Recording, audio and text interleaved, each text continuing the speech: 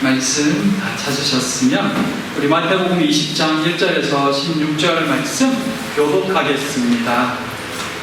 제가 먼저 하겠습니다. 천국은 마치 품꾼을 얻어 포도원에 들여보내려고 이른 아침에 나간 집주인과 같으니 품꾼들과 약속하여 포도원으로 들여보내고 또 제3시에 나가보니 장터에 놀고 서 있는 사람들이 또 있는지라 그들에게 이르되 너희도 포도원에 들어가라. 내가 너희에게 상당하게 주리라 하니 그들이 가고 제6시와 제9시에 또 나가 그와 같이 하고 제11시에도 나가보니 서 있는 사람들이 또 있는지라.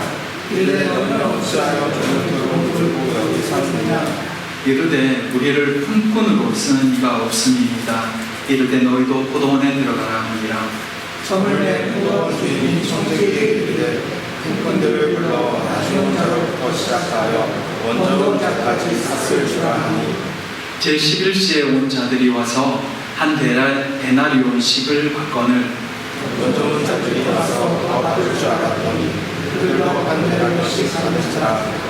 받은 후 집주인을 원망하여 이르되 나중은 이 사람들은 한 시간밖에 일하지 아니하였거늘 그들 종을 수고하며 너희를 견디기와 하게 하였나이다.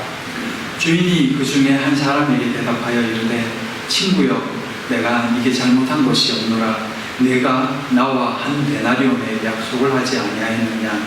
내 것을 가져오라. 나중은 이 사람에게 너와 같이 것이 될 것이니라.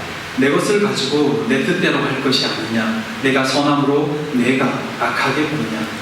이와 같이 나중된 자로서 먼저 되고 먼저 된 자로서 나중 되리라. 아멘. 반갑습니다. 오늘 아주 잘 지내셨습니까? 네. 오늘은 지난주에 일기예보를 보면서 20도 조금 넘을 거라고 해서 오늘은 좀 시원하겠구나 라고 생각했는데 약간 시원합니다. 여전히 덥네요. 역시 여름 날씨인 것 같습니다. 네, 아침 저녁으로 기온차가 참 많이 나는 것 같습니다. 다들 건강 조심하시고 감기 걸리지 않도록 특별히 주의해 주시기를 부탁드립니다. 자리 오랜만에 이렇게 앉으니까 이 분위기도 좀 새로운 것 같습니다. 오늘은 주께서 어떤 말씀을 주시는지 함께 말씀을 보겠습니다. 오늘은 포도원 품꾼과 주인의 비유입니다. 익숙한 말씀이죠. 마태복음에는 우리가 예전부터 들어왔던 그런 익숙한 말씀들이 많이 있습니다. 하지만 매번 말씀을 읽을 때마다 또 나눌 때마다 느끼는 건데 새롭게 깨닫게 되는 부분들이 또 말씀을 다시 한번 보게 되는 부분들이 참 많다는 것을 매 시간 느낍니다. 오늘도 어떤 부분들은 또 그런 깨달음을 주시는 말씀이기도 합니다. 오늘 이 말씀을 함께 보시면서 주께서 우리에게 주시는 말씀은 무엇인지 또 함께 생각해 보기를 원합니다. 첫째, 대가인가요? 은혜인가요? 오늘 본문은 천국에 대한 비유죠. 포도원 품꾼에 대한 비유입니다. 주인이 포도원을 위해 일할 품꾼을 찾기 위해 장터로 나갑니다. 그곳에서 한 데나리온의 품삯을 약속하고 품꾼을 포도원에서 일하게 하죠. 그 시각은 이른 아침이니 아마 오전 6시쯤으로 보여집니다. 그 후에 제3시, 즉 아침 9시에 다시 장터에 나가서 서 있는 사람들을 불러서 포도원에서 일하게 합니다. 그리고 또 제11시, 6시, 9시, 즉 낮 12시, 또 오후 3시쯤에 또 장터로 나갑니다. 그리고는 거기 있는 사람들을 또 불러서 포도원에서 일하게 합니다. 그리고는 제11시, 오후 5시쯤 돼서 장터에 한 번 더 나갔더니 아직도 기다리고 있는 사람이 있습니다. 그래서 그를 불러서 포도원에서 일하게 하죠. 그리고 저녁 6시쯤 해가 저물 때 주인이 그들에게 삭을 나눠주게 합니다. 근데 먼저 오후 5시에 온 사람에게 품삯을 나누어주는데 한 데나리온을 나누어주고, 먼저 온 사람들이 기대하죠. 아, 1시간밖에 일하지 않는 저 사람에게도 하루치 일당인 한 데나리온을 주는데 더 많이 일한 우리에게는 훨씬 더 많은 품삯을 주겠구나 하는 기대가 생기는 겁니다. 근데 막상 준 것을 보니 똑같은 한 데나리온이었습니다. 그들이 집 주인을 원망합니다. 1시간밖에 일하지 않는 사람과 자신들이 동일하게 같은 품삯을 받았다는 것에 대해서 불만이 생긴 겁니다. 사실 화날만 하죠. 누구는 하루 종일 땀 흘려가며 일을 했는데 누구는 주인집 아들도 아니면서 겨우 1시간 일하고 자기들과 똑같은 돈을 받아가니 말입니다. 이치적으로 상식적으로 생각하면 이건 당연한 불만일 겁니다. 노동의 양이 다르잖아요. 그렇다면 주님은 왜 이런 비유를 하실까요? 이것을 이해하려면 오늘 이 본문이 이 비유가 천국은 이라고 설명하고 있다는 것을 먼저 생각해 볼 필요가 있습니다. 천국은 이렇게 표현하잖아요. 마치 품꾼을 얻어 이렇게 나간다. 이 본문을 보면서 문득 씨 뿌리는 비유가 생각이 났습니다. 주인이 귀한 씨앗을 좋은 밭에만 뿌릴 뿐만 아니라 수확이 잘 나지 않을 것 같은 돌밭, 가시밭길, 길가에도 막 흩어뿌립니다. 왜 이렇게 귀한 씨를 낭비할까요? 수확을 얻으려면 좋은 밭에 뿌려야죠. 나머지는 씨를 허비하는 거죠. 왜냐하면 하나라도 더 얻기 위해서였습니다. 일반적인 농사법으로는 도저히 이해가 안 되는 방법이지만 천국의 비유임을 생각할 때 이 씨 뿌리는 비유가 이해가 되어집니다. 가망성이 없어 보이는 곳까지도 기회를 주고 있다는 것이죠. 하나라도 얻을 수 있다는 겁니다. 본문에서 주인이 이 품꾼들에게 품삯으로 주는 것이 무엇일까요? 여러분이 품삯이 뭐라고 생각하시나요? 이것을 보상, 내가 노력한 대가라고 생각하면 억울한 생각이 들 수 있을 것입니다. 내가 그렇게 열심히 했는데, 나보다 더 열심히 했는데, 하지만 이 품삯이 구원이라고 생각하면 어떻게 될까요? 일꾼들 모두에게 약속한 것인데 늦든 자든 일찍 온 자든 누구에게나 동일하게 구원의 은혜가 베풀어진다는 것입니다. 포도원 주인이 왜 품꾼을 모을까요? 포도원에서 일할 사람이 필요하기 때문입니다. 왜 계속해서 나가서 품꾼을 더 데리고 올까요? 일할 것이 아직 많이 남았기 때문입니다. 그리고 한 명이라도 더 이 일할 곳이 많은 곳에 품꾼으로 쓰고 싶어 하기 때문입니다. 이 비유는 우리에게 익숙한 표현이지만 여러 이야기들이 내포되어져 있습니다. 이 이야기의 1차적인 대상은 누구냐? 그들은 바로 먼저 온 유대인과 나중 온 이방인입니다. 유대인들은 하나님이 선택하신 민족입니다. 먼저 부름받은 사람들입니다. 그들은 아브라함 때부터 시작해서 오랫동안 율법을 지키며 하나님의 언약 백성으로서 하루 종일 수고와 더위를 견딘 품꾼을 생각나게 합니다. 반면 이방인들은 구속사의 마지막 때 아무 공로 없이 그저 은혜로 언약 백성의 반열에 들어온 오후 5시 또는 3시에 부름받은 품꾼들을 생각나게 하는 것입니다. 유대인들은 이방인들을 선택받지 못한 사람들이라고 무시하며 그들과 접촉도 하지 않으려 했습니다. 자신들이 하나님의 선택된 민족이라는 자부심 가운데 가운데 살았습니다. 그래서 이방인들도 하나님이 부르셨다는 그 소리는 유대인들에게는 발작 버튼과도 같았습니다. 그 발작 버튼이 눌리면 가만히 있던 유대인도 참지를 못합니다. 그들은 이방인은 택한 백성이 아니라는 것입니다. 그들에게는 똑같이 할 수 없다는 것입니다. 자신들은 평생 하나님이 주신 율법을 지키고자 그렇게 애썼고 거룩하게 살려고 했었는데 이방인은 그렇지 않았다는 것입니다. 그런 자들이 어떻게 자신들과 똑같이 하나님의 백성이 될 수 있냐고 말합니다. 그들이 하나님의 백성이 되는 것은 불공평하다라고 주장합니다. 이방인들은 똑같이 한 데나리온을 받아서는 안 된다고 외치는 것입니다. 그러나 하나님은 이방인들에게도 동일한 구원인 이 은혜 한 데나리온을 주기 원하셨고 주셨습니다. 나중은 이 사람들에게 너와 같이 주는 것이 내 뜻입니다. 그것이 하나님의 선하신 뜻이라는 것입니다.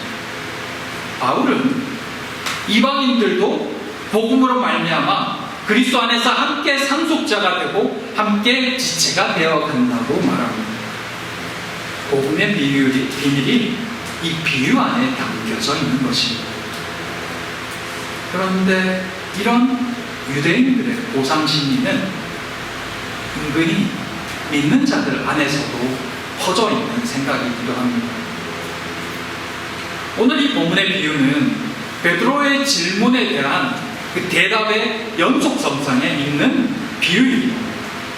오늘 이 본문을 자세히 살펴보면 같은 내용의 문장이 앞뒤 순서를 바꾸어서 나와 있는 것을 볼 수 있습니다. 오늘 20장 1절을 읽었지만 19장 30절에 이렇게 됐죠.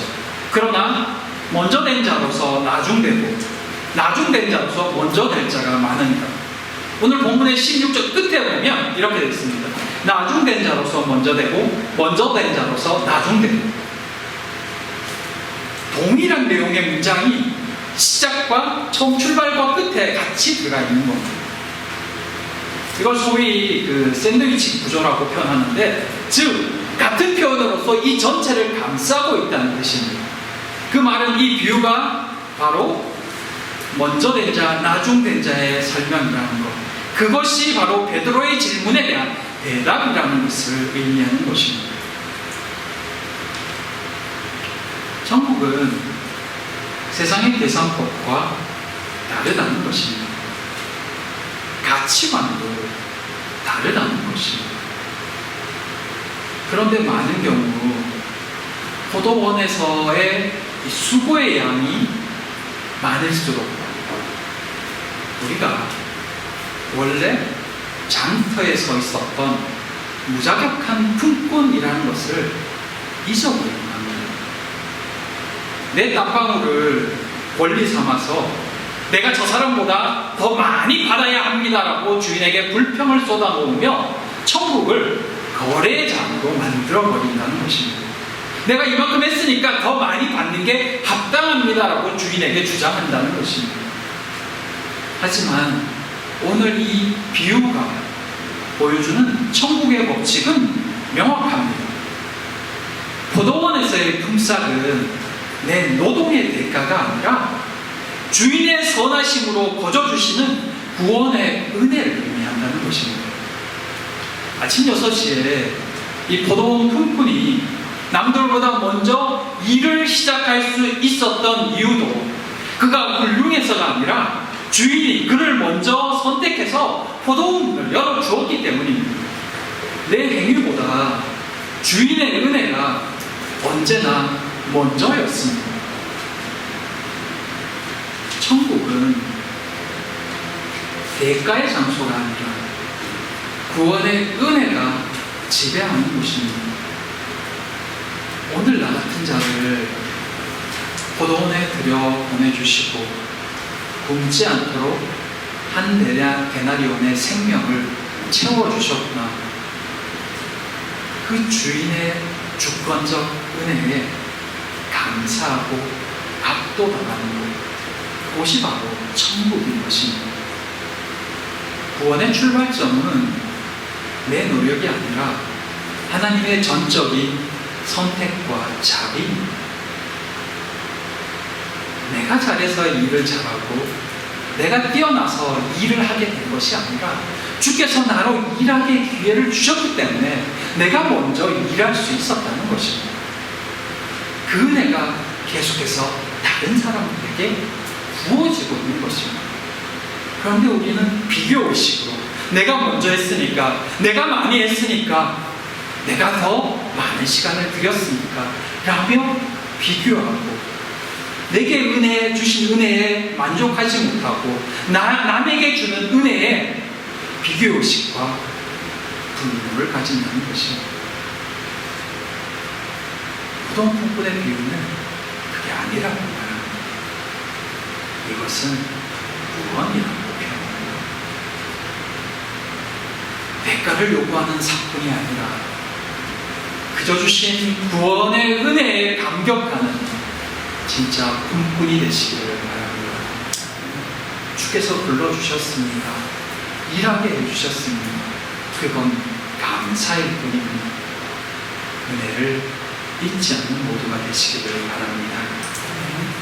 둘째, 일찍 일하러 온 자는 그런 바보인가요? 하나님께서 모두를 사랑하시며 모두에게 동일하게 구원을 주기 원하신다는 것은 충분히 이해가 됩니다. 그렇죠. 모두가 구원을 받아야죠. 늦게 온 자나 일찍 온 자는 구원을 받아야죠. 하지만 그럼에도 의문이 하나 듭니다. 그럼 먼저 온 자들과 나중 온 자들이 똑같은 대접을 받는다면 일찍 부름받은 유익은 없는 건가요? 그래서 가끔 그렇게 이야기하죠. 나 세상에서 실컷 놀다가 죽기 전에 예수님 믿을 거야. 그래도 구원 받잖아. 그죠? 정말 똑같을까요? 전혀 먼저 온 부름받은 사람의 유익이 전혀 없을까요? 아니요. 있습니다. 그것도 아주 큰 유익이 있습니다. 첫째는 이 포도원 안에 거하는 시간 자체가 특권이며 축복이라는 것입니다. 우리는 흔히 이 포도원 밖에 있는 장터를 자유롭고 편안한 곳으로, 또 포도원 안을 힘들고 어렵게 노동하는 고역의 자리로 생각하기 쉽습니다.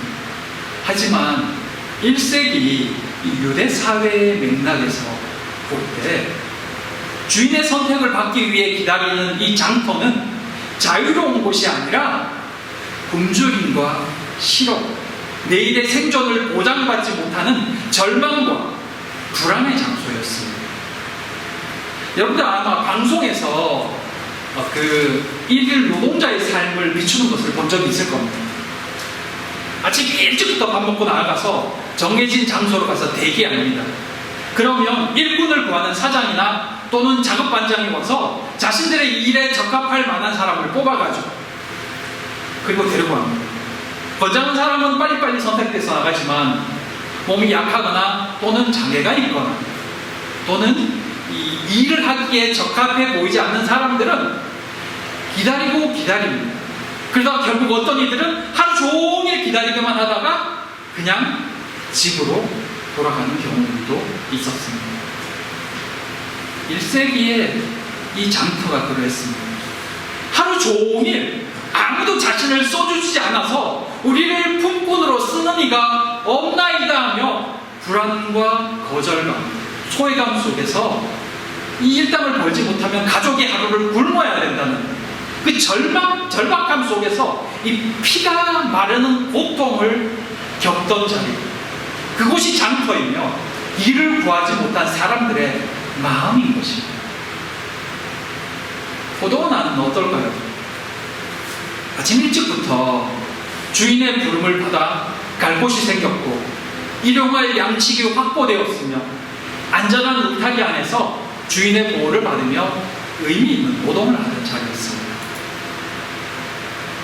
일찍 부름받았다는 것은 그만큼 더 오랜 기간 하나님의 보호와 다스림 안에서 평안과 생명의 기쁨을 누렸다는 것입니다. 평생 방황하고 상처받다가 죽기 직전에 겨우 구원받은 삶보다 어린 시절부터 주님의 신실하신 돌보심을 받으며 그분과 동행하는 삶, 그게 비교가 될 수 있을까요? 밖에 있는 사람의 입장에서는 다르게 볼 수 있지만 이미 예수를 믿고 그 안에서 구원을 경험하고 하나님이 지켜주시고 돌보심을 믿는 그 마음의 평안함과 든든함은 비교가 되지 않는 겁니다. 이미 나의 삶이 정해져 있다는 것, 나의 끝이 어떻다는 것을 알며 살아가는 삶은 혹여 이 땅에 살아가면서 때로는 어려운 일을 당하고 때로는 잘 안 보이는 앞길을 가더라도 그렇지만 주께서 그 길도 함께 하시고 지키실 것이라는 그 평안과 든든함, 어찌 믿지 않는 사람들과 비교될 만한 것이겠습니까? 그게 일찍 부름받은 보통 품꾼의 기쁨이라는 것입니다. 둘째로, 일찍 부름받은 품꾼은 주인의 포도원을 가꾸고 풍성한 열매를 맺게 하는 중요한 역할을 맡았습니다. 포도원 주인은 품꾼 없이도 포도원을 채울 수 있는 전능한 분이지만 굳이 아침 일찍부터 오리를 부르셔서 그분의 선한 사역에 사용해 주셨습니다. 성도가 청지기로서 교회를 세우고 공동체를 세워나가며 복음을 전하고 이 땅에 하나님의 공의와 사랑을 흘려보내는 헌신적인 기회를 가졌다는 것, 그 자체가 피조물로서 누릴 수 있는 최고의 영예입니다. 최고의 복이라는 것입니다. 사도 바울은 자신이 복음을 위해 수많은 고난과 또 고통을 겪을 때마다 그것을 손해나 억울함으로 여기지 아니하고 오히려 하나님의 동력자로 부름받은 영광으로 생각했습니다. 일찍 온 자의 유익은 더 많은 보상을 받아서 남들 위해 군림하는 자가 아니라 더 많이 주님의 일에 수고하며 그분의 기쁨에 참여하는 영광에 있는 것입니다. 그것이 하나님의 일을 하는 사람들의 기쁨입니다. 그리고 정말 큰 유익은 그들이 일찍부터 주인이 행하는 일을 가까이서 가장 오래 본 목격자라는 것입니다.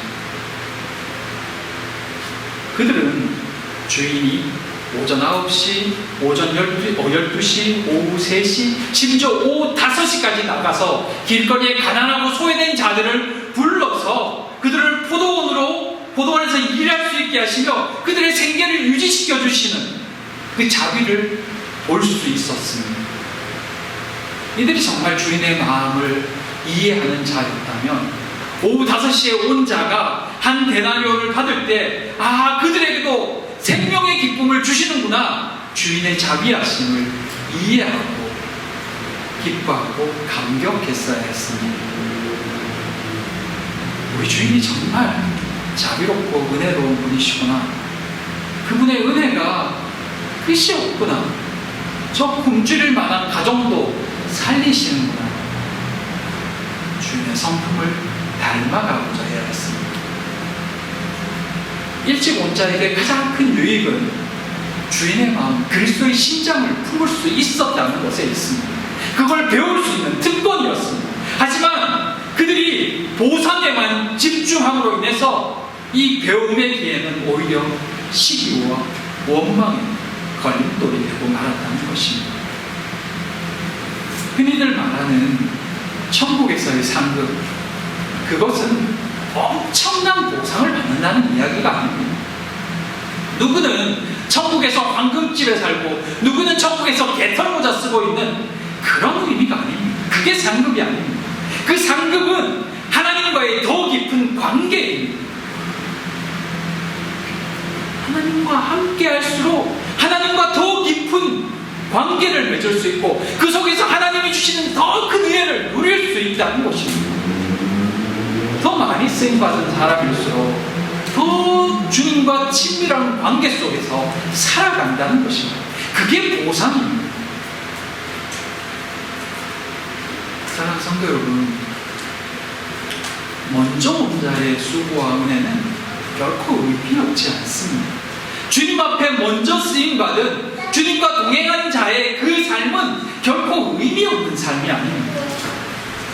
다만 그 유익은 남들보다 돈을 더 많이 받는 게 아니라 그 불안한 삶에서 벗어나서, 불안한 장터에서 벗어나서 사랑하는 주인의 따뜻한 품 안에서 그분의 선하심을 맛보며 평생을 신뢰 속에서 주와 동행한 삶 그 자체에 있습니다. 믿는 자를 향한 축복이 바로 그것입니다. 그것이 그들을 평생 평안하고 든든한 삶을 살게 하며 미래에 대한 불안에서 벗어나게 하는 것입니다. 그것이 바로 오직 은혜의 참된 신비입니다. 사랑하는 성도 여러분, 오늘 이 포도원 품꾼의 비유는 분명히 말해줍니다. 네가 장터에서 만난 은혜를 기억하라는 것입니다. 불안한 그곳, 초조한 그곳에서 너를 먼저 만나주시고 너를 먼저 불러주시고 당신의 일꾼으로 삼아주신 그 은혜를 기억하라는 것입니다. 아침 일찍 온 이 품꾼의 비극은 불과 몇 시간 전 자신들이 장터에서 느꼈던 그 절망과 피마른 그 불안을 까마득하게 잊어버린 데 있었습니다. 내가 원래 어떤 처지였는지를 잊어버리는 순간 은혜는 당연한 권리가 되고 감사는 불평으로 변화합니다. 내 의로움의 잣대로 하나님의 선하심을 심판하는 영적 교만에 빠지게 되는 것입니다. 우리 역시 사실은 이 죄의 장터에서 아무 소망 없이 서 있던 오후 5시의 품꾼들이었습니다. 그런데 그것을 잊어버리면 은혜도 사라집니다. 우리에게 잊혀진 장터는 머지않아 은혜마저도 잃어버리게 만들 것입니다. 사랑하는 성도 여러분, 이 셀프에 앉아 있는 것이 단순히 예배 장소가 아닙니다. 우리가 금요일에 기도도 하지만 기도하면서 어떤 마음이 드셨나요? 아, 이거 1시간인데 빨리 끝났으면 좋겠다. 언제 끝나지? 시간 보면서 기다리면 그때 마음이 어떨까요? 그러면 안 들어도 상관없죠. 그죠? 굳이 기도할 필요가 없잖아요. 근데 기도에 들어오잖아요. 그 1시간을, 그 밤 늦은 1시간을 앉아서, 그것도 같이 모이는 게 아니라 내 방에서, 내 집에서 인터넷 켜놓고 보고 있다는 겁니다. 그리고 기도하고 있다는 겁니다. 왜 기도하죠? 하나님 주신 은혜가 있으니까. 기도할 때 기쁨이 있으니까. 그것에 참석한 사람은 그 시간을 노동으로 생각하지 않습니다. 내가 땀 흘리는 희생이라고 생각하지 않습니다. 이거 기도했으니까 내가 대가 받아야지. 내가 땀 흘려서 노동했으니까, 내 시간을 허비했으니까 하나님께 대가 받아야지. 그러려고 기도에 참석하는 게 아니잖아요.